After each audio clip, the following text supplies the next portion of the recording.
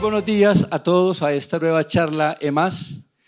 Saludo especial a todos los que nos acompañan en el auditorio del edificio 1335 en Bogotá y especialmente a todos los que se han conectado hoy desde su casa o puesto de trabajo. Saludo especial a todas las filiales del grupo y empresas aliadas del Grupo Ecopetrol. Es una alegría enorme para nosotros estar hoy con María Fernanda Suárez, Mafe, a quien todos conocemos, quien es parte de nosotros y de lo que hemos hecho. Es parte esencial de esta historia de Ecopetrol. Y antes de presentar a Mafe, quisiera contarles una maravillosa noticia que supimos ayer. Ecopetrol fue escogido en el primer lugar del ranking Merco. Merco es el monitoreo empresarial de reputación corporativa. Es una consultora española que mide cada año la gestión de talento humano en las distintas empresas del país. Es una medición que se hace en muchos países. Y en el caso de Colombia, fuimos escogidos como el primer lugar en el año 2022. Estamos por encima de empresas como Bancolombia, Nutresa, Argos, Alpina y las grandes empresas del país. Esta es una medición muy importante porque se tiene en cuenta la opinión de unas 70.000 personas, donde se pregunta a expertos en talento humano, headhunters, consultores de talento humano, a los trabajadores de las compañías que participan de la muestra, a estudiantes universitarios, a estudiantes de escuelas de negocio. Es una muestra bastante amplia y Ecopetrol en esta ocasión pasó del tercer lugar al primero. Es un motivo de orgullo porque esto lo hemos hecho entre todos. No es un logro de una vicepresidencia o de un área. Todos gestionamos el talento y todos estamos haciendo una vinculación entre la estrategia de talento humano y la estrategia del grupo Ecopetrol. Y cosas como estas son las que han sido reconocidas. Cosas como las que nos convocan en el día de hoy, hablar de liderazgo femenino, de liderazgo de todos y cada uno de nosotros en nuestro puesto de trabajo. Un liderazgo que, como nos muestra Mafe, tiene un eje central, la coherencia con nosotros mismos, porque eso es como la fuente del único y verdadero ejercicio de liderazgo. Sin más introducción, Mafe, gracias por estar con nosotros, gracias por enriquecer lo que hacemos y por ser parte de cada uno de nuestras áreas. Bueno, yo voy a pedir un aplauso es por el índice, gracias. Pero primero, felicitaciones a todo Ecopetrol por ese logro en el ranking Merco y quiero pedir un aplauso para todos ustedes, démoslo acá y allá, porque la verdad es un logro espectacular y siempre me gusta empezar felicitándolos y agradeciéndoles como colombiana a todas las personas que trabajan en Ecopetrol porque nos hacen sentir muy orgullosos y casi siempre nos felicitamos es cuando salen los resultados, pero creo que el logro de hoy de tener el puesto número 1 en el ranking Merco es el ranking más importante y el logro más importante, así que orgullosa como colombiana y felicitaciones a todos ustedes y en especial yo creo que a la vicepresidencia de talento humano, pues que trabaja mucho para lograr estas cosas, entonces espectacular eso. Y con eso voy a arrancar mi charla. Yo les cuento que esto empezó en un programa de mentoría que está haciendo Ecopetrol y di la charla hace como un mes o alguna cosa así y me invitaron a dárselas a todos ustedes. Entonces, muy agradecidos por la invitación, muy agradecidos por todos los que están conectados desde todas las regionales en diferentes lugares. Espero un día estar allá otra vez con mi overol que me fascinaba en la refinería o en un campo y gracias a todos los que están acá por estarnos acompañando. ¿Me ponen la presentación, por favor? Bueno, mi charla se llama Cómo ser la Mujer Maravilla y fallar en el intento. Y voy a empezar muy rápidamente contándolas de mi trayectoria y cómo es eso y cómo es esa historia. Yo les cuento que tengo desde chiquita, cuando nací, pues la verdad las mujeres de mi familia eran mujeres supremamente empoderadas, trabajadoras. Mi abuela era emprendedora, empresaria, tenía una pastelería. Mi mamá era profesora universitaria y fue decana de Ciencias Humanas de la Universidad Nacional. Entonces, cuando yo nací, digamos que siempre vi pues que las mujeres y los hombres trabajan iguales y eso no me parecía como ningún misterio, para serles muy honesto, y al revés, siempre tuve mujeres que admirar en mi familia. Y cuando ya estaba un poco más grande, etcétera, pues empecé a oír como todos los temas de las dificultades para las mujeres estar en la fuerza laboral y la equidad de género, y me parecía un poquito, ¿cómo diría yo? Como a veces pensaba que era como flojera, como así que uno no puede hacer todo. Entonces pues me parecía un poquito que era un poquito carreta. Pero como dicen por ahí, hasta que no le pasa a uno, pues uno no entiende cuáles son los retos. Entonces, un poco mi trayectoria: yo fui banquera los primeros 10 años de mi vida, y en todo ese momento trabajé mucho, era joven, estaba soltera, y fui feliz y dije, acá puedo seguir perfectamente, no pasa nada. Después entré a Porvenir, que es el fondo de pensiones más grande que hay en Colombia, y la verdad, en mi vida, digamos, de financiera, pues era uno de esos puestos absolutamente soñados, porque es el administrador de activos, invierte en empresas, invierte en bonos, invierte en títulos del gobierno, invierte por todo el mundo. Entonces era un puesto absolutamente soñado. Y ahí en ese momento yo me había casado entre Citi y Porvenir, pero estaba casada, sin hijos. Entonces era pues como, mejor dicho, la vida color de rosa, ¿para qué voy a decir? Pero era todo estaba perfecto y nunca me pregunté nada. Cuando llegué a Porvenir, y eso es una de las cosas que agradezco mucho y en donde empecé a ver, digamos, cosas de equidad, o cuando me ofrecieron ese puesto soñado, resulta que yo estaba ya buscando bebé. Entonces le dije al vicepresidente de talento humano de esa época, bueno, yo estoy buscando bebé y si esto es un problema, pues no me voy porque yo puedo quedar embarazada. No, no es un problema, eso no nos importa acá. Que primera cosa muy importante y valiosa. Entré y efectivamente al mes estaba embarazada. Entonces, bueno, no sé qué, y mis hijos se llevan muy poquito tiempo, se llevan solamente 9 meses, en 9 meses, 18 meses, entonces a los 9 meses, o sea, me fui, licencia de maternidad, volví y a los 6 meses ya estaba embarazada. La gente me dice, ¿no has tenido el bebé? Y yo, no, es el segundo. Y entonces ahí empezó la cosa un poquito más difícil, más retadora, pero digamos que todavía con una hija me lograba defender y tenía un puesto, digamos, en el que no salía tan tarde del trabajo. Tuve mi segundo bebé, volví de la licencia de maternidad de mi hijo, y justo cuando volví mi jefe había renunciado y me dijeron que si yo quería ser la vicepresidenta, me ofrecieron ser la vicepresidenta de inversiones. Y aquí, como dicen, comienza Cristo a padecer. Entonces me ofrecen el puesto soñado, espectacular.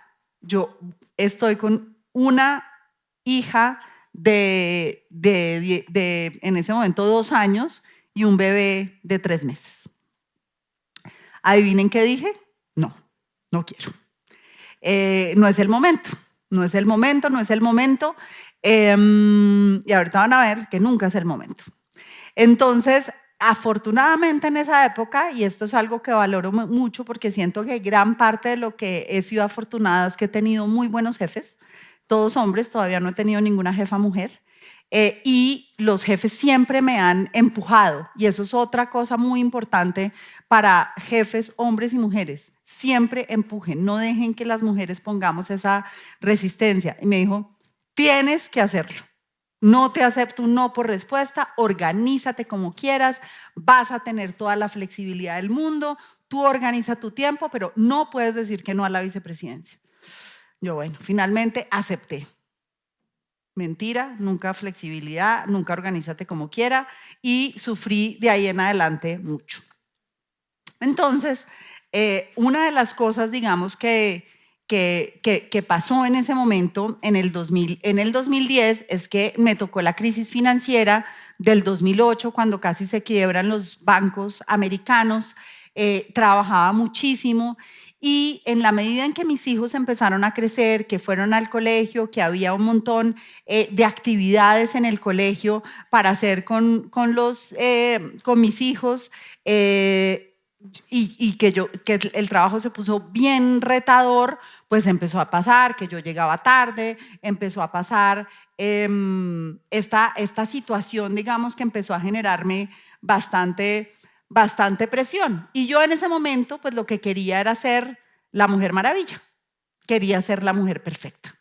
Quería tener éxito profesional, ser la mejor mamá del mundo y estar leyendo en el colegio, ser la que les ayudaba a las actividades, hacer la cartelera, bueno, hacer absolutamente todas las cosas. Ser la mejor esposa, feliz, siempre sonriente, linda, querida, chévere, todo. Autosuficiente total, que estuviera arreglada, eso sí, la uña pintada, el pelo bien bonito, ser buena hija, tener mi casa bien linda, buena amiga social y quería ser 10 en todo. Y me empezó a pasar una cosa y era que todo el tiempo yo sentía culpa. Yo sentía culpa porque si yo estaba en el trabajo hasta tarde, decía, soy la peor mamá del mundo. Si me iba temprano del trabajo porque tenía que estar con mis hijos, soy una irresponsable y estoy quedándole mal a todos los pensionados de Colombia por no cuidarles bien sus pensiones. Entonces nunca estaba suficientemente bien y además cuando uno está en este modo, miren y verán que ahí nunca dice pensar en mí, sino siempre pensar en los demás. Entonces empecé a abrumarme. Y en ese momento, pues la verdad, empezó a ser muy complicado, se le daña a uno el genio, las cosas no están tan chéveres y el primer sacrificado es uno y el segundo termina siendo el esposo, que son como las variables de cuadre porque uno está o entre el trabajo o los hijos.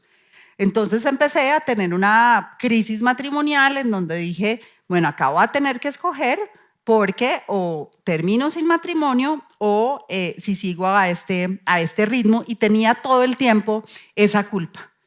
Fue un momento muy difícil, uno de los momentos más difíciles y cuando estaba en esa trayectoria, en el 2010, ¡boom!, decidí renunciar.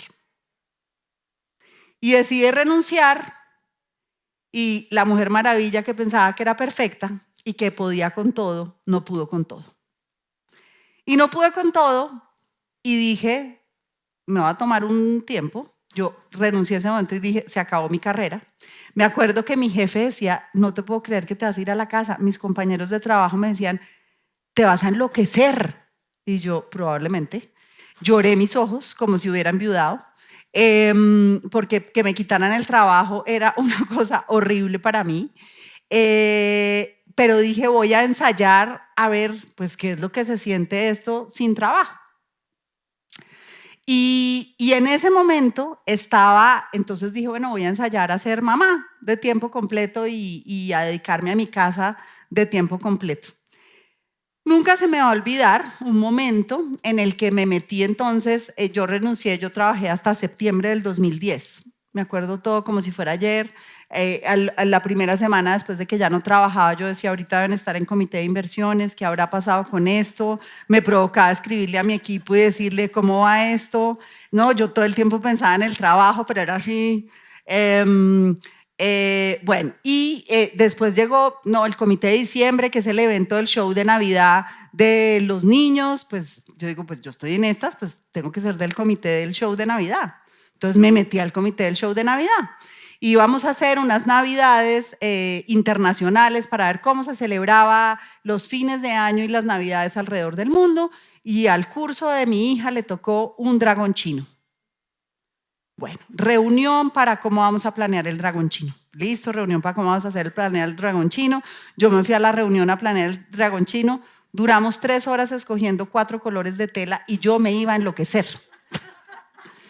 Y yo decía, Dios mío, ¿qué es esta ineficiencia? Yo creo que yo calculaba miles de cosas, cuánto está costando, cuánto vale la hora de esta gente, esto se puede escoger en 2 minutos, me voy a chiflar. Yo era así y además entonces hacía mala cara, llegaba a mi casa neurótica, estaba de mal genio todo el día porque yo estaba siendo absolutamente infeliz. Salió la Navidad, el dragón chino, el gran premio por el dragón chino. Yo estaba en la primera fila del show de Navidad y yo decía, esto no me compensa, yo prefiero estar en la última, pero la verdad me interesa poco en la tela del dragón chino.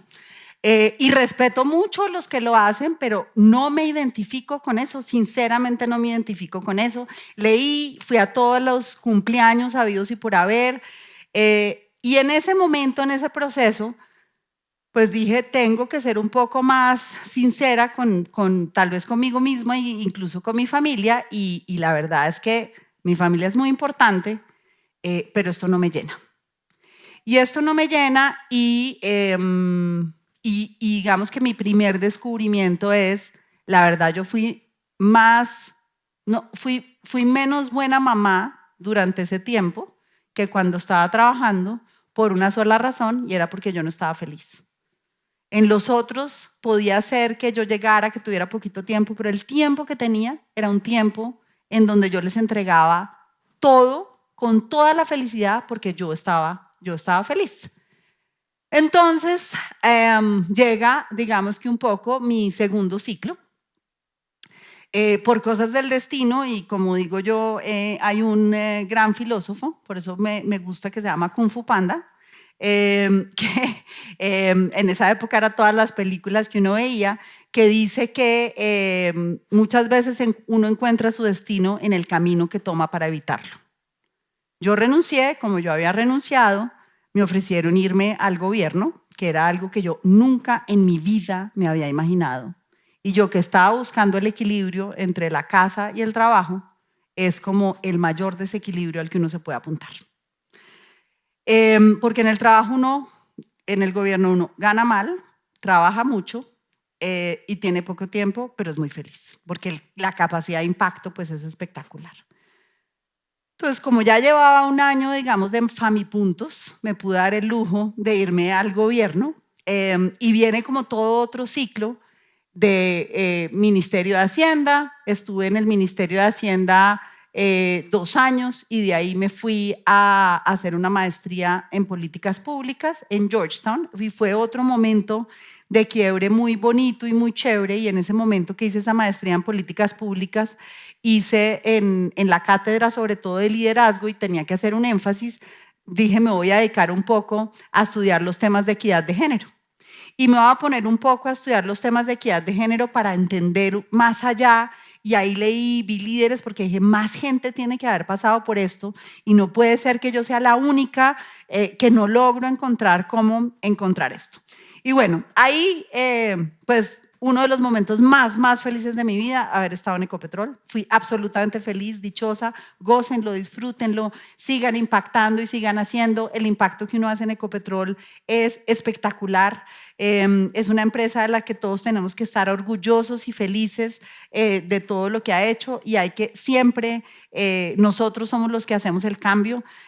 Acabo de hacer una cuñita, pero no es la responsabilidad de nadie, no es la responsabilidad del presidente de la República, no es la responsabilidad del presidente de nada. Está en uno generar el cambio en Colombia, y ese es el gran poder que uno tiene cuando está en Ecopetrol, así que úsenlo positivamente. Después fui ministra de Minas y Energía. Y tal vez este es el otro corte que fue muy retador. Cuando yo vuelvo de Washington y llego a Ecopetrol, venía otra vez con Famipuntos, afortunadamente, porque yo entré a Ecopetrol, cuando a mí me ofrecieron entrar a Ecopetrol, el petróleo estaba a $80, cuando firmé el contrato estaba a 60, y el primer presupuesto que hice lo tuve que hacer a $40, y al mes y medio, y todos los que estaban conmigo en esa época se acuerdan, y al mes y medio teníamos el petróleo, o sea, aprobamos el presupuesto en noviembre del 2015 a $40, y en enero teníamos el precio del petróleo a 20. Y estuvimos en la situación financiera más retadora que tuvo Ecopetrol, pero fíjense que Ecopetrol es una gran lección, porque esa crisis fue el mejor catalizador del cambio. Si no hubiera pasado por ahí Ecopetrol, si no hubiéramos pasado por ahí, hoy no seríamos lo que somos. Fueron momentos muy difíciles, muy retadores. Y yo digo eso porque en ese momento, pues adivinen qué, yo tenía 0 tiempo para mis hijos. Yo trabajaba sábados, domingos, juntas. Trabajábamos en el equipo, yo no sé, hasta las 11, 12, 2 de la mañana, pues porque pues Ecopetrol no se podía quebrar, punto. Mis hijos podían esperar, mi marido podía esperar, pero Ecopetrol no se podía quebrar. Y después de que estaba en esas, yo estaba en la vicepresidencia de Estrategia y Finanzas. Nunca se me va a olvidar, este es uno de los momentos más difíciles, yo creo. Cuando nombraron a Felipe presidente, a mí me nombraron vicepresidente ejecutiva. Y cuando le conté a mi hijo que me habían nombrado vicepresidente ejecutiva, me dijo, o sea que el premio por trabajar mucho es trabajar más. Y le pareció horrible. Y mi hijo se iba para un campamento de verano y yo estaba en el aeropuerto y en ese momento me llamó el presidente Duque y me dijo, mamá, ¿qué te llamaron? Pero él ya se iba. O sea, estábamos en el aeropuerto y él ya se iba 3 semanas. Y yo, no, a nada, no te preocupes. Imagínense después de que me ha dicho que, como así que por trabajar mucho, el premio era trabajar más. Porque pues él estaba dolido de que yo llevaba 3 años en Ecopetrol y que había tenido muy poco tiempo. Yo, no, nada, chao. Bueno. Entonces, cuando el presidente Duque me ofreció ser ministra, fue una decisión muy difícil. Fue una decisión en la que mi familia no estaba de acuerdo, justamente porque significaba pues sacrificar más a la familia. O sea, llevaba 3 años trabajando mucho y ahora iba a trabajar el triple, porque y además porque ya habíamos logrado superar la crisis. O sea, esto es 2018, ya estábamos otra vez en la época fabulosa, porque lo más difícil en Ecopetrol fue del 15 a mediados del 16 y ya después la cosa se empezó a poner bonita y diferente. Y yo decía, pucha, y volver y ministra si es sábados, domingos, noches, viajes. Pero lo pensé mucho y le dije en ese momento a mi esposo y le dije, si hay algo que aprendí es que nadie va a ser feliz por mí. Y que lo que mejor le quiero enseñar a mis hijos es que uno tiene que luchar por su propia felicidad sobre todas las cosas. Yo sí quiero ser ministra y quiero que la familia me apoye y necesito ese espacio porque no me quiero quedar por no hacerlo. Sé que es un sacrificio enorme para la familia. Y yo misma tenía culpa porque en esa culpa de los hijos he tenido siempre un fantasma y es como, mejor dicho, si yo estoy trabajando, entonces si mis hijos mañana están en las drogas o tienen un problema de alcohol o no sé qué, ¿culpa de qué? De que la mamá estaba trabajando. Entonces me daba mucha angustia, pero decía, realmente lo quiero hacer. Finalmente entonces negocié que iba a irme a ser ministra 2 años. Le dije al presidente Duque, yo puedo ser ministra, pero puedo ser ministra 2 años. Como fui ministra 2 años, pues en esos años no dejé piedra sin mover porque sabía que el reloj venía a toda velocidad y que yo tenía fecha de vencimiento. Fui muy feliz, absolutamente feliz como ministra y fue muy duro tener que renunciar a pesar de que había echado en marcha la transición energética y había dejado toda la siembra puesta, pero era parte de decir, lo hice, fui feliz y este es el momento de mi familia otra vez. Entonces paré, renuncié, me tomé 1 año entre sabático, familia, haciendo diferentes cosas y ahora estoy en Accenture y sigo buscando el balance entre la vida personal y la vida laboral, pero al final yo soy un poquito workaholic y me gusta mucho y entonces uno termina inclinándose a esos temas. Y ese es un poquito como el recorrido y lo que ha habido por ahí. Y ahora lo que les quiero contar muy rápidamente es, bueno, esto es solo para que nos divertamos, pero esta soy yo cuando trato de ser todo, emprendedora, esposa, ama de casa, dormir 8 horas, que nunca pasa, hacer dieta, meditar, responder el WhatsApp. Uno ya necesita asistente para WhatsApp porque es lleno el WhatsApp todo el tiempo de cosas. Entonces, la verdad es un poco caótico y quiero contarles un poco qué he aprendido en este camino. Dios mío. Bueno, entonces lo primero, el síndrome del impostor. ¿Por qué es importante este tema del síndrome del impostor? Porque en todo este camino aprendí que que las mujeres casi siempre sentimos que cuando tenemos éxito y cuando nos va bien, decimos, pero ¿qué es lo que me ven si yo no hago nada extraordinario?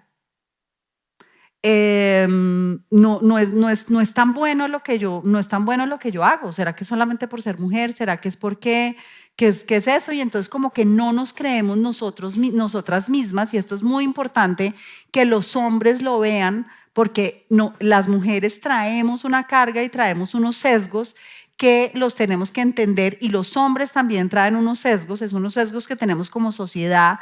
Yo nunca he tenido una aproximación a esto desde la víctima y el victimario, sino que la sociedad va evolucionando y la sociedad nos trajo acá de una manera distinta. La sociedad nació en donde los hombres eran los proveedores y las mujeres éramos las cuidadoras, y el mundo ha ido cambiando, digamos, esos roles, pero traemos una historia. Y las mujeres no nos creemos el cuento de que somos extraordinarias o que podemos liderar o que somos más berracas, y nos cuesta mucho creernos esa historia. Lo segundo es, nunca es el momento. Y esta sí es una de las frases que es más importante. ¿Por qué? Porque uno empieza, no, este no es el momento porque ya voy a tener hijos. Entonces este no es el momento para mi carrera. No. Ahora mis hijos entraron al colegio, los tengo que acompañar. Ahora tienen que hacer una terapia. Ahora mis hijos son adolescentes, de adolescentes menos. Ya después se enfermaron los papás, llegaron los nietos y nunca es el momento correcto.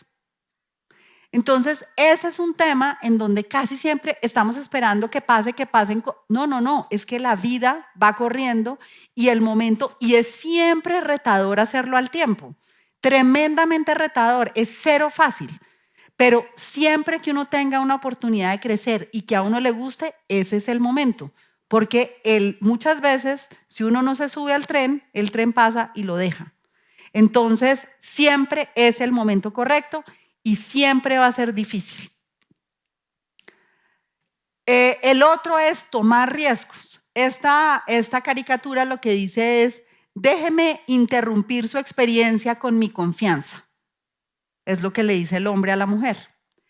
Imagínense que yo he entrevistado pues muchas personas en mi vida para muchos puestos de liderazgo, y cuando yo le hago una entrevista a un hombre y le digo, bueno, mira, queremos que seas vicepresidente de esto, no sé qué, listo, perfecto. Pero mira, no veo que tú hayas manejado equipos grandes. ¿Cómo que no? Yo manejé el equipo de fútbol, 500 personas en mi colegio, no sé qué. Oye, pero no estoy muy segura si sabes de tecnología. Claro que sí, yo pongo toda la tecnología en mi casa. No. Listo, perfecto. Uno entrevista a una mujer. ¿Cómo estás? No sé qué, ¿cómo te sientes para este rol? No estoy muy segura. La verdad es que pues yo nunca he tenido un desafío tan grande. La verdad es que me falta saber más inglés. Yo creo que debería ahora saber derivadas en matemáticas para poder hacer este puesto. Yo soy ingeniera, pero hace tiempos que no repaso una ecuación de cálculo. Los hombres siempre están listos y las mujeres nunca estamos listas. Eso pasa todo el tiempo en las entrevistas, o sea, esto es estudiado. Y esto es porque por una condición, porque de alguna manera, y yo lo reflexioné mucho durante la educación a posteriori, fíjense las actividades que hacen los niños cuando son chiquitos y las niñas cuando son chiquitas. Fíjense nosotros como papás muchas veces cómo impulsamos a los niños hombres a tomar riesgos y a las niñas no. Esos son partes de los sesgos, ¿no? Entonces uno dice, no, pues, no. Y desde la educación al inicio, y por eso yo decía, mi marido me decía a mí, a ti te hicieron falta horas y horas de Lego, porque yo no sé armar, pero mejor dicho nada, a mí nada que me pongan instrucciones de armar, yo lo logro hacer. ¿Por qué? Porque seguramente jugué a las muñecas toda la vida, no tengo ni idea, pero eso. Entonces, desde la educación no incentivamos suficientemente a eso. El tomar riesgos da confianza, y esa confianza es de la que uno se llena. Uno nunca está preparado para un cargo, nunca. Ni hombres ni mujeres, uno siempre tiene una brecha, porque por eso es que uno va a crecer. A mí cuando me ofrecieron ser vicepresidencia de Ecopetrol, mi conocimiento de petróleo era de este pandito, pero yo dije, pucha, tengo que ser capaz. Y llegué y todos los que trabajaron conmigo les preguntaba, ¿y cómo es eso? Y explíqueme cómo se explora, y explíqueme qué es una placa geológica, y explíqueme. Yo no tengo por qué, yo sé de finanzas, y si usted me explica, yo sé cruzar las dos cosas. Y aprendí de petróleo, y como me llegó la crisis tan rápido, me tocó hacer petróleo for Dummies Express, y empecé a ganar, digamos que mi conocimiento en petróleo, en refinación y en todas las cosas. Entonces sí se puede. Y cuando fui ministra, pues también me pasó que, por ejemplo, nunca había estado en el Congreso, nunca había hablado en los medios de comunicación y ahí ya, pues dije, pucha, qué susto, pero venga y me preparo. Entonces, uno nunca está preparado y hay que tomar los riesgos. Overthinking, esa es la otra cosa. Miren, las mujeres nos pasa una cosa, estamos sentadas en una reunión y empezamos, ¿será que digo esto? ¿Será que no digo esto? ¿Será que esto es inteligente o será que esto no es inteligente? ¿Será que va a decir una brutalidad? ¿Será que debería decir eso? Y de pronto sale un man y dice, vea tal cosa. Y uno dice, pucha, eso es lo que yo iba a decir hace tiempos, ¿cómo soy de bruta? ¿Por qué no dije? Porque uno está todo el tiempo sobrepensando sobre, no, atrévanse, láncense, hablen. Hablen todo el tiempo porque las mujeres nos pasa eso mucho. Uno no tiene que ser Einstein para poder hablar. Si uno piensa, y además si uno se equivoca, si uno, no pasa nada, absolutamente nada. Entonces, dejen de martillarse la cabeza tanto y a los hombres una invitación a decirle a las mujeres, oye, ¿tú qué piensas? ¿Cómo te parece esto? ¿Por qué has estado tan callada? Porque cuando las mujeres están calladas no es porque no estén pensando, es porque les da miedo hablar. Bueno, quererlo todo, pero no al tiempo. Esa es parte de mis lecciones y ahorita voy a hablar más de eso. Tengo que apurarle porque se me fue el tiempo. ¿Identificados con esto que nos está pasando? ¿Sí? Cuando están en reuniones, ¿identificados? ¿Todos? Bueno, ahora rapidísimamente necesito que se metan y hagan un menti y me cuenten, un menti no, perdón, es Lido, y me cuenten un poco de sus estereotipos para avanzar al último pedacito de la charla. ¿Qué estereotipos de las mujeres son típicos en nuestra sociedad? Piensen cuando ustedes piensen en una mujer, ¿qué piensan? ¿Cómo debe ser una mujer?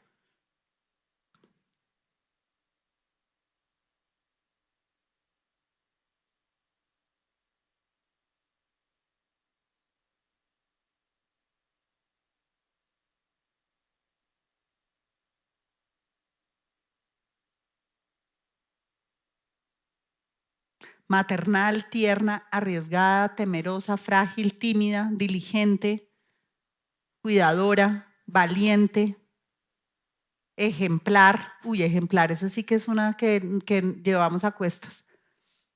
Inteligente, frágil, berraca, amorosa, delicada.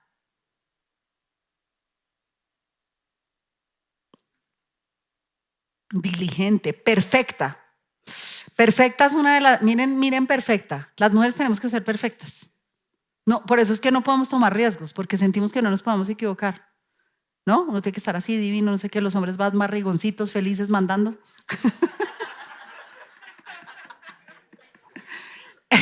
Multitask, integral, todopoderoso, una reina de belleza, emocionadas, cuidadoras, mamacita, capaz de todo, esbelta, total, femenina, ejemplar. Miren esto tan fuerte. Las palabras más fuertes para mí, ejemplar y perfecta. Por eso, ¿cómo ser la Mujer Maravilla y fallar en el intento? No tenemos que ser perfectas. Los seres humanos no somos perfectos y nosotros somos sobre todo seres humanos. Los líderes tampoco tienen que ser perfectos. Uno lo que tiene que ser es auténtico, no perfecto. Bueno, muy bien. Entonces vamos a ver un poquito. Ay, creo que me pasé por irme muy rápido. Entonces, en los sesgos, que ya los vimos, espérense un minuto y me calmo porque si empiezo a espichar esto como loca, listo. En estos sesgos que vimos, esto fue la otra cosa que me pasó que fue para mí muy revelador, que fue el tema de los sesgos. Entonces, mientras yo estaba en Ecopetrol, era ministra, hicimos un acuerdo con mi esposo y yo le dije, mira, realmente mientras soy ministra, pues, porque yo hasta Ecopetrol más o menos me dividía las labores, o sea, yo fui, digamos, porque eso fue lo otro que no, eso es otro pedazo que fue muy importante. Cuando estudié el tema de liderazgo en Washington, me di cuenta que la mitad, que gran parte del problema que yo tenía era que yo creía que yo era igual de buena en la vida laboral que los hombres, pero que yo no creía que mi marido era igual de buen cuidador que yo. Yo pensaba que yo había nacido con el instinto femenino. Los dos éramos igual de neófitos en el asunto y por eso yo sí sabía cuidar un pañal. Yo sí sabía cuando el bebé, alguno de mis hijos estaba llorando y sabía por qué. Me iba de viaje y le dejaba una lista y después llamaba y chequeaba, ¿no? KPI, supervisor, le tomaba si le da gripe y se enferma, yo seguro sí lo va a cuidar bien, pero el otro no le va a dar el Dolex. Entonces el señor es un señor que es un berraco en el trabajo, es un duro, le confío todo, no, pero eso sí no va a ser capaz de dar un Dolex. Y si se enferma, no. Y si yo no estoy ahí, el niño se va a morir. Y mi esposo no va a ser capaz de saber si es que tiene que ir a la clínica o no. Miren, las mujeres nos tenemos que quitar esa pendejada, sinceramente. Porque la primera equidad, la más importante, es que todos somos iguales. Somos iguales para criar, somos igual de buenos. Sí hay una cosa biológica en que cuando el bebé nace, pues uno es el que tiene el alimento, la mujer, pero tampoco es todo. ¿Cuántos hijos adoptados no hay? Y eso no le quita a la mamá del hijo adoptado la conexión, así como al papá tampoco. Y somos las mujeres las que tenemos que permitir y dar el espacio para que los hombres realmente no ayuden, sino se hagan cargo. Porque de resto nosotros estamos haciendo dos cosas. Uno, no creyendo en la equidad. Y dos, haciéndonos la vida más difícil. Y tres, facilitándole el camino a los hombres y no a nosotras, porque si la carga está desbalanceada, nunca lo vamos a lograr. Y en eso, para mi gusto, la mayor responsabilidad es de las mujeres. Nosotras somos las que más estereotipos tenemos alrededor de ese tema, en que creemos que la casa, el mercado y los hijos y los papás están mejor cuidados por uno porque es mujer y no por un hombre. Somos seres humanos y somos absolutamente iguales y ambos somos capaces de hacer las dos cosas. Y ahí, rápidamente, esto es un poco, está uno en el parque y uno está con el bebé, normal, está cuidando el bebé, qué papá tan bueno. Miren, están mirando el celular, es un papá presente, está trabajando y tan pilo llevar al bebé al tiempo que está trabajando. La mamá es una descuidada, pues, no le está dedicando tiempo a sus hijos. Igual, el papá lleva al hijo al colegio y la mamá lleva al hijo al colegio y el papá es un duro. A mí me pasó cuando las notas de mis hijos mientras yo era ministra, pues mi marido y yo fuimos siempre a las notas, pero en esa época él iba solo y yo después fui a algo del colegio y decía, no, tu marido sí es espectacular. Después mi hijo tenía 12 años y fumó vape. Adivinen qué dijeron, la mamá ministra lo tiene abandonado. Entonces esas son cosas que uno tiene que cambiar y hay que empezar por cambiar las mamás. Comida rápida, el papá divertido, la mamá es una floja que no cocina. ¿Sí o no? El papá hace mercados, el papá es un adorado. Y la mamá, pues la mamá está haciendo su trabajo. Pero lo que quiero que sepan es que las que metemos esas vainas en la cabeza somos nosotras. O a ver quién tuvo acá bebé si no dijo, no, yo sí sé, el instinto femenino. El instinto femenino no lo usen para eso. De verdad que no. Entonces, bueno, ese es un tema de los sesgos que nosotros tenemos que romper. Los dos somos iguales, los cuidadores y los que somos los proveedores. Y hay diferentes esquemas y solo vamos a construir una mejor sociedad si rompemos esos esquemas y si decimos, y las familias se organizan como quieran. Lo importante es que haya libertad, porque la otra cosa es que si un hombre está cuidando, ya dice, no, el señor no hace nada. Esa es la otra cosa, ¿no? Y es un mantenido. O sea, y entonces la esposa sí está bien ser mantenida, pero el esposo no está bien. No. Las familias tienen derecho a organizarse como quieran, que es que lo importante es que sean felices. Lo importante es que ambos hijos, papás, puedan realizarse como mejor encuentren su vida. Y hay que buscar tratar de ser eso. Y hay familias que se organizan en turnos. Hay familias que los dos son proveedores y los dos son cuidadores. Pero si los dos papás, por ejemplo, trabajan y son proveedores, ¿por qué razón la mujer, además de trabajar, va a tener que hacer mercado, cuidar a los hijos, estar pendiente y el hombre no? No hay ninguna razón para eso. Y esa es la única manera que vamos a construir y avanzar hacia la equidad de género. Entonces acá, rapidísimamente, yo creo que ya de esto hemos hablado mucho, pero estos son un poco el resumen de los estereotipos, pero rapidísimamente, ¿cuál es la urgencia que nosotros tenemos? Esta caricatura me encanta y es porque le regala a un abuelo un moño rosado a la nieta y dice, estas son las cosas que las niñas típicamente usan. El abuelo pues obviamente que se imaginaba que ella se le iba a poner acá y se lo pone aquí de científica. Un poco para ver cómo va uno rompiendo esos estereotipos.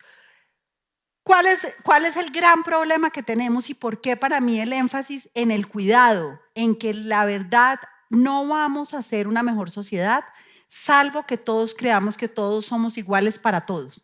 Las mujeres y los hombres somos iguales de capaces en el trabajo, iguales de capaces para liderar, iguales de capaces para cuidar, iguales de capaces para cerrar brechas y todos, hombres y mujeres, venimos con una oportunidad de crecer como personas y de ser felices como personas. Y además para los hombres, criar es una oportunidad espectacular. Uno ve las necesidades que tienen los líderes del futuro y la primera necesidad, la más importante, se llama empatía. Y nada lo hace a uno más empático que cuidar. Entonces, los hombres que no están siendo cuidadores, los hombres que se están perdiendo esa oportunidad, se están perdiendo una oportunidad divina. Y muchas veces es porque las mujeres no les damos ese espacio. Y si no cambiamos más rápido, el problema que tenemos es que tenemos una vida por delante antes de lograr la equidad de género. Porque lo que calcula el Foro Económico Mundial es que hacen falta 135 años para que hombres y mujeres seamos iguales en la sociedad en equidad de género y en Colombia 267 años. Igual yo les voy a mandar la presentación a todos. Y lo que dice el WEF es que el Foro Económico Mundial es que tenemos que invertir más en el sector del cuidado y eso es fundamental. Enfocarse en la superación de la división profesional y acá, por ejemplo, en este tema del cuidado, miren, practíquenlo todos los días. Una anécdota. Yo con todo esto, toda la charla, no sé qué, llega un gerente a mi oficina, oye, no puedo ir al comité de inversiones porque María tiene las notas. Y le dije yo, ¿y tu señora? Entonces esto no es del otro, los sesgos los tenemos todos. Y por eso es que todos nos tenemos que echar y hacernos todo el tiempo conscientes de los sesgos.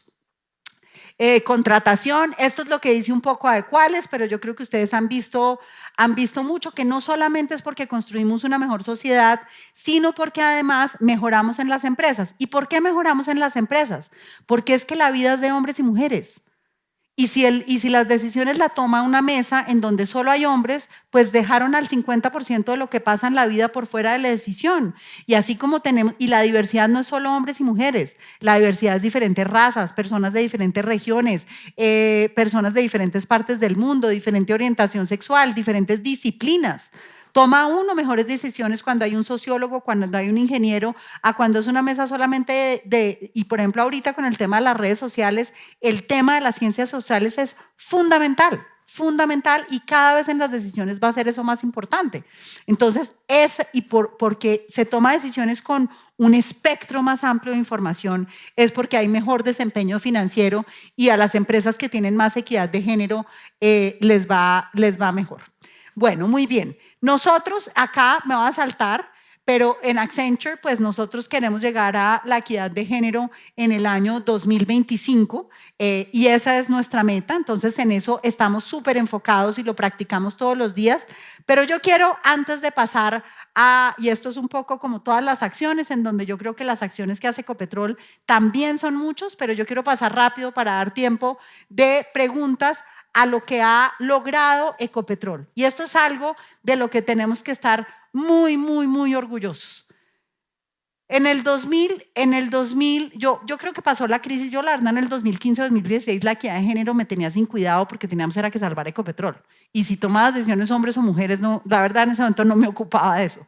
Pero sí creo que en el 2017 o 2016, por ahí cuando ya digamos que llegamos a una vida normal, empezamos a tener un poco más conversaciones alrededor de ese tema Y ahí fue cuando empezó a haber, y liderado por la vicepresidencia de Talento Humano y por Alejandro y Andrea y todo el equipo, y Mafe, todo el equipo que había de la vicepresidencia de Talento Humano, decir, bueno, ¿qué vamos a trabajar? Porque esto no se da de manera espontánea.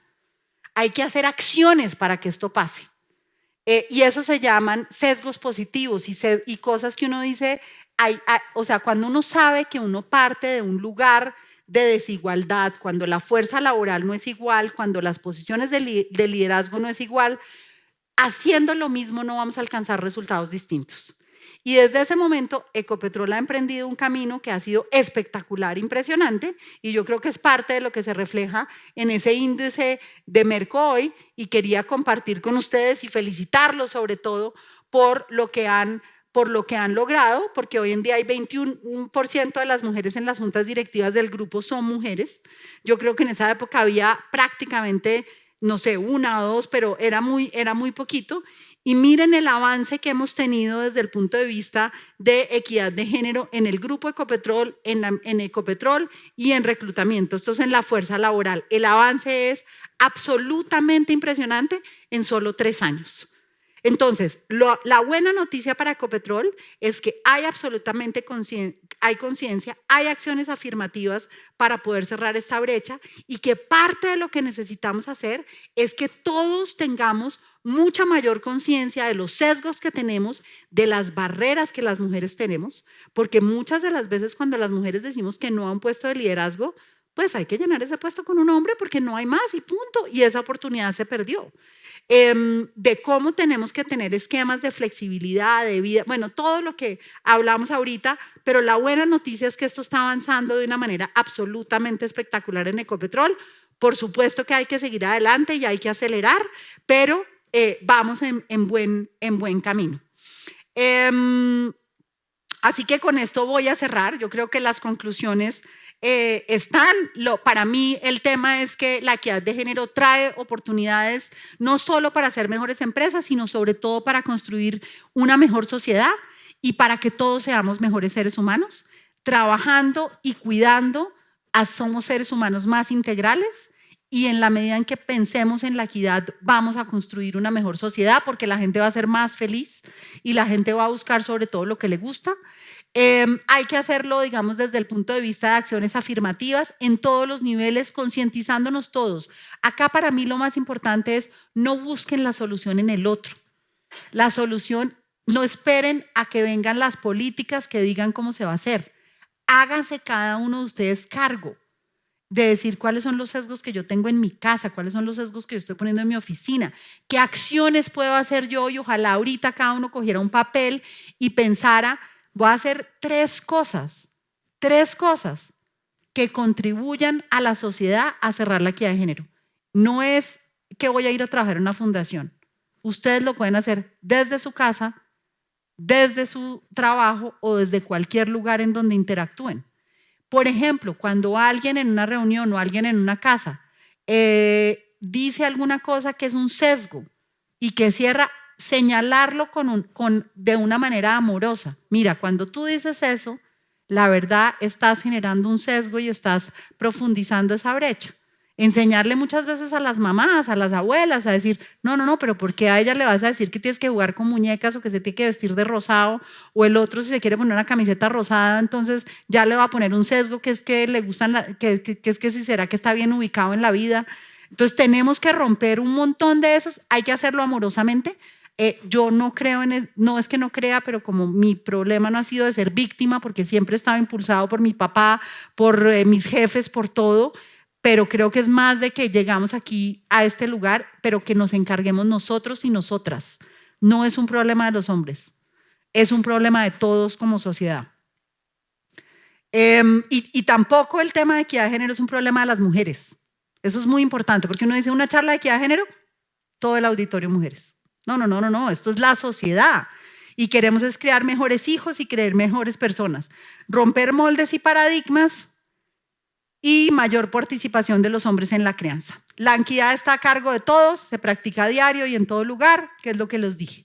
Y con esta frase cierro, que es una frase de una autora que fue subsecretaria de Hillary Clinton cuando ella era secretaria de Estado. tiene una historia maravillosa y les recomiendo sus TED Talks y su libro. Y esta frase fue una de las frases que más me inspiró. Ella ha sido una de las personas, la entrevisté cuando estaba en Washington y más me inspiró. Se llama Anne-Marie Slaughter y tiene una frase que dice: si la familia es lo primero, el trabajo no es lo segundo, la vida es simultánea. Muchas gracias.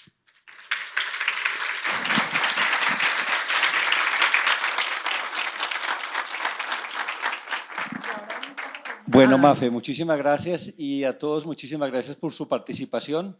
Tenemos algunas preguntas que queremos hacerle a Mafe en este tiempo que nos queda. La primera, a veces las cosas que pasan me hacen que dude mucho de mí misma y sienta que pierdo mi poder. ¿Cómo puedo tomar el control de nuevo y volver a tomar el impulso y recuperar mi poder? Bueno, muy bien. Pues yo creo que a todos, o sea, todos tenemos días buenos y malos, es la realidad. Y ahí hay como dos cosas. Uno, creería yo, un poquito no llenarse la cabeza de que yo soy malo y darse tanto palo. Yo creo que sí, muchas veces los seres humanos nos damos exceso de palo y esa conversación interna nos baja el poder. Y dos, yo diría que buscar en dónde está la felicidad. Yo creo que uno muchas veces tiene que ser un poquito más honesto consigo mismo y saber qué lo hace feliz y cómo llegar ahí y cómo buscarlo. Y si uno está down, pues buscar esas cosas que lo hacen feliz, que uno siempre encuentra, y hacer espacio. Y yo diría que una cosa muy importante, hacer espacio para uno. Para mí en todo este camino es: pónganse ustedes primero a sí mismos. Si ustedes no se encargan de su felicidad, nadie se va a encargar de ellas. Por eso es que yo dije, yo no puedo renunciar para que mis hijos sean felices, porque entonces lo que les estoy enseñando es que yo voy a encargar a alguien más de mi felicidad. Yo voy a ser feliz y con mi felicidad voy a buscar hacerlos felices. Vayan pensando preguntas en el auditorio mientras hacemos la siguiente. Mafi, ¿cómo manejar los escenarios en donde los hombres hacen de mansplaining? Es decir, explicar algo a alguien, especialmente un hombre o una mujer, de una manera considerada, como condescendiente o paternalista. Sí, esa es una de las cosas más, y hoy pasa una cosa, y es que, digamos, como hay tantos señalamientos sobre los hombres y sobre este tema, muchas veces se pierde como la naturalidad en los espacios, porque los hombres están como todo el tiempo diciendo, no, pero si digo esto, entonces la voy a embarrar, pero entonces será que tal cosa, y eso tampoco podemos permitir que se pase. Pero cuando pasan cosas como el mansplaining, que es como cuando alguien trata a la mujer, digamos, en una conversación y le dice, no, mira, ven y te explico que es que tú no sabes bien tú eres ingeniera de petróleo, pero de pronto tú no has podido tener experiencia de campo por lo que eres mujer, entonces ven y yo te explico. Pues yo creo que ese es el momento en que hay dos situaciones que son muy importantes. La primera, los otros hombres que están en esa reunión. Y eso es súper importante. Que ojalá alguien más diga, oye, fulanito, eso que estás haciendo hace ver que tú crees que esa persona es menos capaz que tú. Y esa participación de los hombres en decirlo, y muchas veces la gente no lo hace malintencionadamente. Partamos de la base de que hay unos sesgos inconscientes. Entonces partamos de la buena fe, pero eso quiere decir que hay que señalarlo. Y como mujeres, si nos sentimos así, no tiene que ser delante de todo el mundo, como uno se sienta cómodo, pero tampoco hay que quedarse callado. Y hombres o mujeres, hay que salir y decirle, mira, cuando tú haces esto, haces que uno se sienta de esta manera. Y atacarlo desde el sentimiento. Es posible que tú no lo hiciste malintencionadamente, pero yo me siento como que tú crees que yo no soy capaz. Quiero que tú lo sepas. Y si uno se expresa con franqueza desde el sentimiento, pues la gente lo recibe bien y hacemos a la gente consciente. Gracias. Y ahí diría, solamente voy a agregar que traten siempre, cuando vean que alguien dice sesgos inconscientes, hombres o mujeres, señalárselo así. Pero no señalárselo desde, uy, ¿qué tal este hijo de madre machista?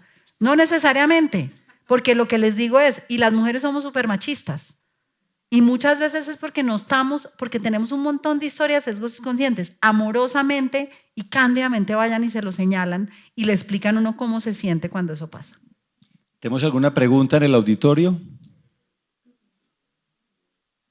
Bueno, vamos haciendo la siguiente y si alguien tiene, por favor, van entregando el micrófono para ir avanzando. Siguiente pregunta. En Ecopetrol hablamos de economía del tiempo. Si nos invita a todos a manejar el tiempo y a manejar este concepto, en medio de tanta ocupación laboral y personal, ¿cómo lograr economía del tiempo?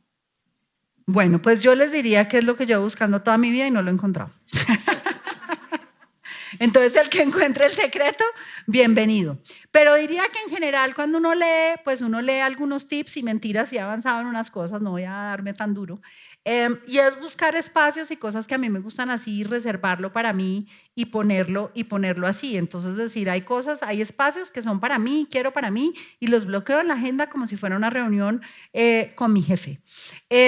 Y creo que también hay muchas cosas en donde uno tiene que decir, y creo que gran parte de la economía del tiempo es cómo me reparto en las tareas y cómo organizo las cosas. Y para mí la otra lección es, no se puede hacer todo el tiempo.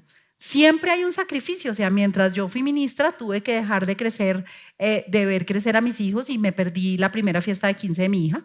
Ella se tuvo que arreglar en la peluquería, yo estaba en Mocoa y me mandaron la foto. Y cuando inauguraron la planta eólica de La Guajira, pues yo ya no era la ministra. Entonces, pero hoy sigo feliz y sigo casada y sigo teniendo una carrera. Entonces, sacrificios siempre hay. O sea, no hay tal como que uno lo pueda hacer todo el tiempo, y por eso y tampoco es perfecto, y hay días en que salgo feísima, y hay días en que hago mala cara, y que me duermo en una fiesta, y hay días en que estoy feliz. Entonces, al final es uno aprender que todo el tiempo hay que sacrificar unas cosas por las otras, pero que en el balance completo, pues uno va avanzando un poquito hacia el camino que uno quiere. Y yo ahí quiero meter la cucharada. Toca dejar de hacer cosas. Toca automatizar, seguir automatizando, seguir haciendo eficientes nuestros procesos y poniendo límites. Poniendo límites al jefe, al supervisor, al quien pone la tarea. Toca poner límites, que el mundo no se va a acabar si dejamos de hacer alguna cosa. Entiendo que hay una pregunta en el auditorio, por favor. Bueno, y voy a decir aquí una cosa a Alejandro, ya que Alejandro tocó ese tema tan importante. Así como estamos empoderados para decir las cosas que no nos gusta, en eso que dice Alejandro, yo creo que todos en este tema de la automatización, como que hay que reflejar más cosas que uno dice, de verdad, ¿esto para qué lo hacemos? Entonces, mucho de las cosas que hacemos a veces no tienen valor, pero eso se vuelve todo como en piloto automático. Entonces, en esas cosas, empodérense y digan, oiga, esto hay que cambiarlo. Venga y nos inventamos una manera, y no tiene que ser el jefe el que llegue y diga, y sí creo que hay incluso en la casa. O sea, yo pues dejé de hacer mercado, yo Rappi y listo. 1 hora que me ahorré a la semana mínimo. Entonces hoy en día también hay tantas herramientas que hay que tratar de usar todas las herramientas posibles para liberar tiempo. Gracias. ¿Hay alguna pregunta, creo?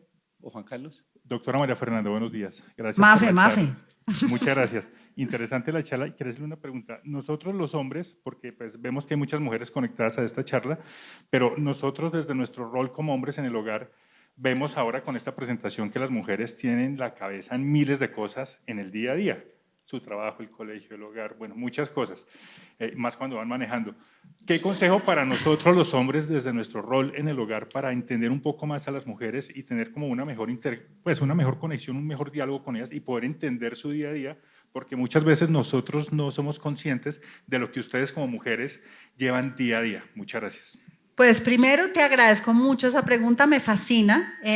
Por eso es que esta no es una charla para mujeres. Yo creo que realmente los hombres son los que tienen un rol, las mujeres, de soltar y saber que los hombres son igual de buenos cuidadores que las mujeres.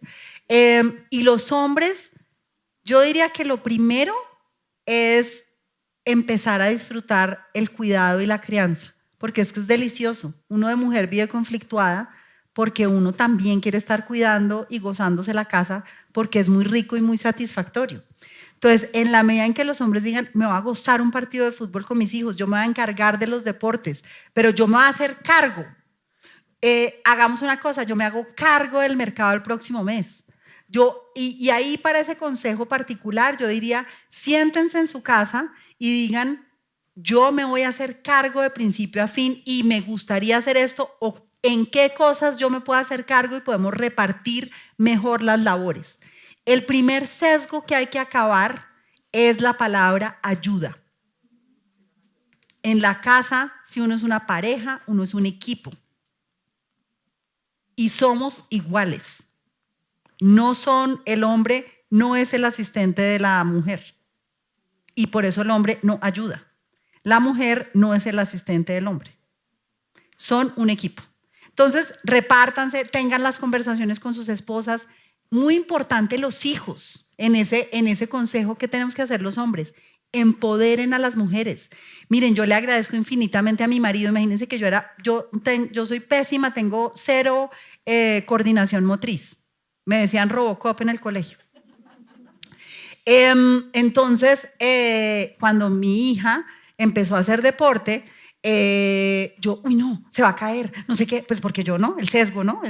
Yo soy negada. Mi marido me dijo, mira, ¿sabes qué? Tú no te metas en eso. Hoy en día mi hija es equitadora y salta 1.30. Yo, pues, se me acaba, me muero cada vez que está saltando, pero eso le da un empoderamiento. Si yo me hubiera hecho cargo de los deportes, pues mi hija probablemente hubiera renunciado a los deportes, porque imagínense uno haciendo deportes y diciendo, cuidado, se friega. Entonces los hombres, por la misma capacidad, porque además los hombres y las mujeres sí somos distintos.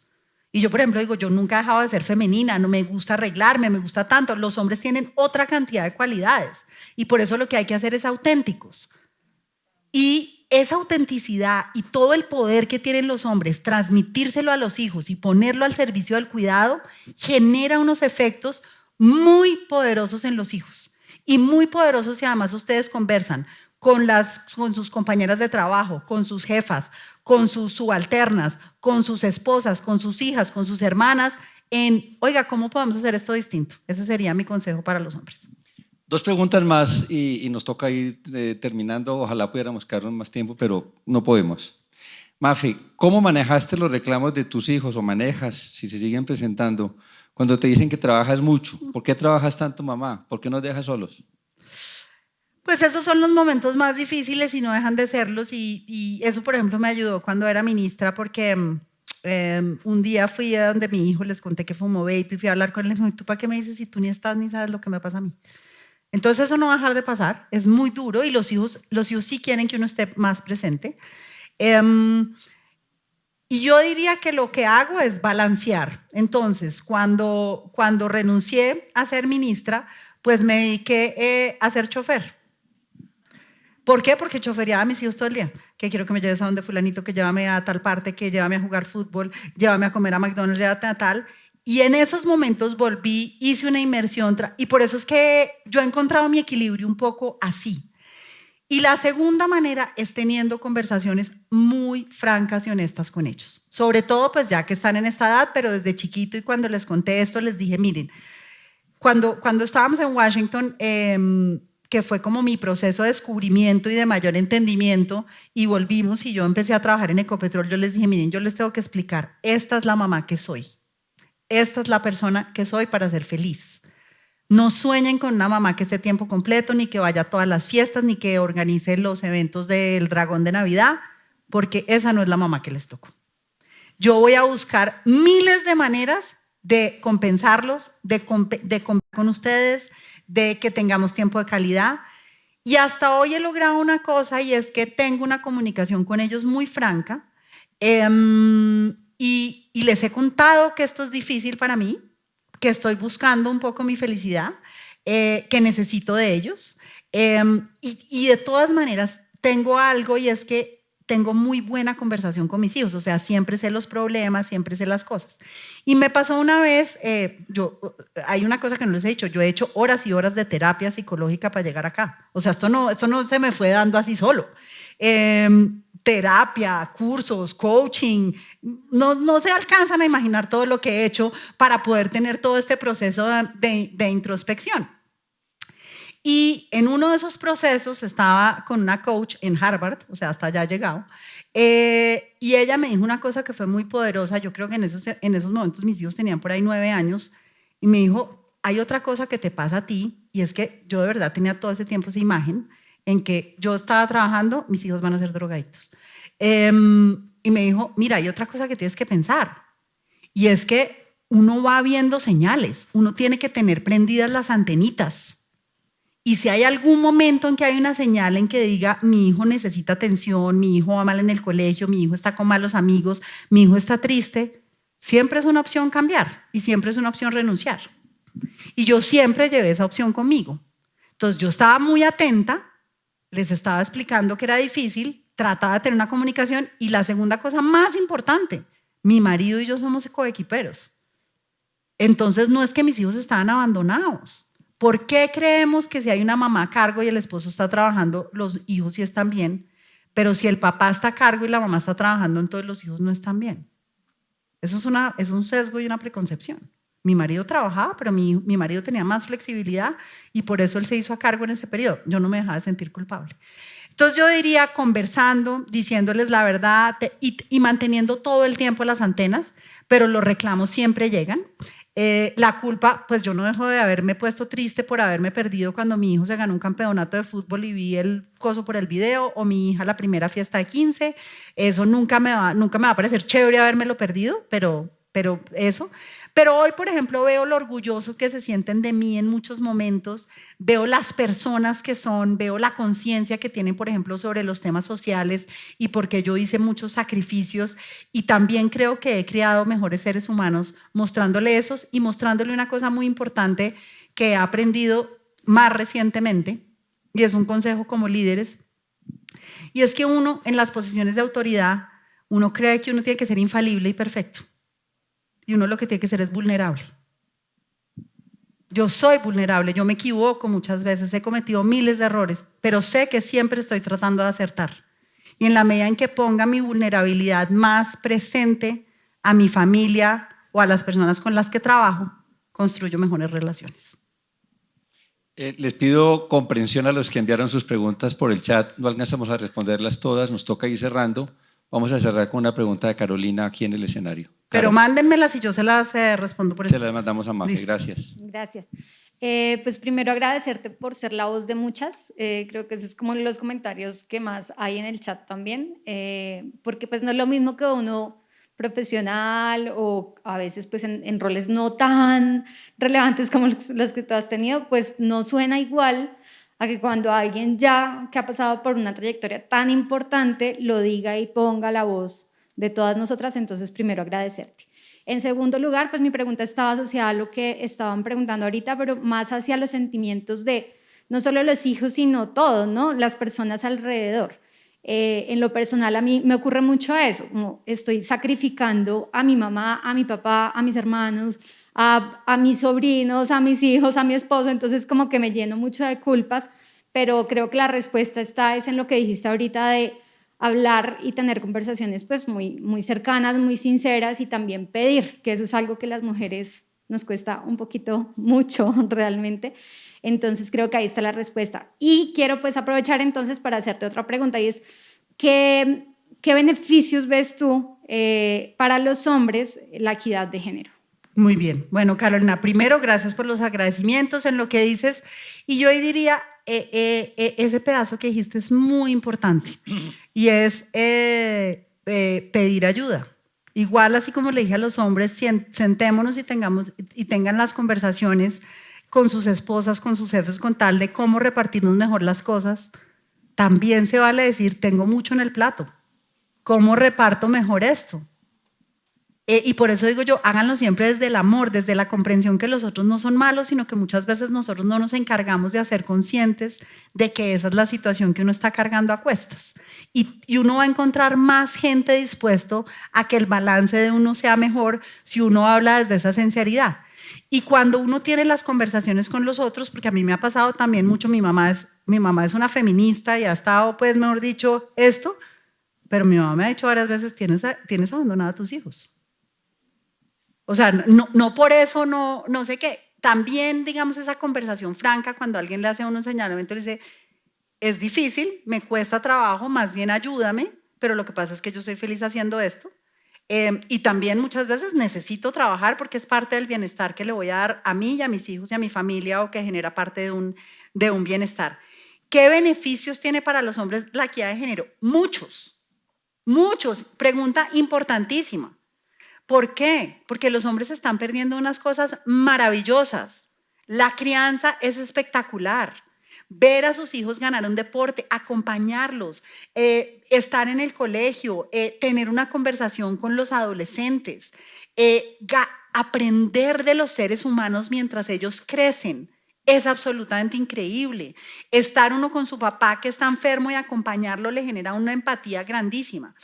Por eso es tan importante que las empresas promuevan que los hombres tienen espacio libre para ir por las notas, que los hombres deben quedarse en la casa y repartirse con su esposa o ellos escoger quedarse para cuando su hijo está enfermo en la casa. Entonces, es tan importante promover la equidad en la vida laboral a que los hombres se sientan con la misma posibilidad de pedir espacios para llevar al odontólogo, para acompañar a su hijo, para estar en la clausura del colegio. Y las empresas tenemos la responsabilidad de promover eso más activamente, porque como les conté, decimos, ¿y tu esposa? Cuando se van a llevar al odontólogo al hijo. Entonces yo creo que se lo gozan. Como líderes es esencial. Como líderes es muy diferente los líderes que han tenido esa empatía a los que no. Y en las habilidades del futuro, la empatía, el relacionamiento con las personas, el cuidado es parte esencial. Cuando uno ve los índices de Merco, cuando ve el Great Place to Work, cuando ve el desafío que tenemos con las generaciones que vienen, que son los centennials, lo que más quieren los centennials es cuidado, reconocimiento, sentirse parte de algo. La vida laboral ya no es como era en el pasado, que a uno lo único que le importaba era el salario, que uno sentía pues que yo me tenía que entregar a Ecopetrol y Mineral. Ahora somos las empresas las que tenemos que conquistar a las fuerzas del talento. Y esa cultura es parte de lo que vamos a ganar con equidad de género. Bueno, Mafe, muchísimas gracias. Gracias por ser la mujer que eres. Ay, Gracias por tu integridad, en el sentido de que no dejas nada por fuera, eres una mujer íntegra.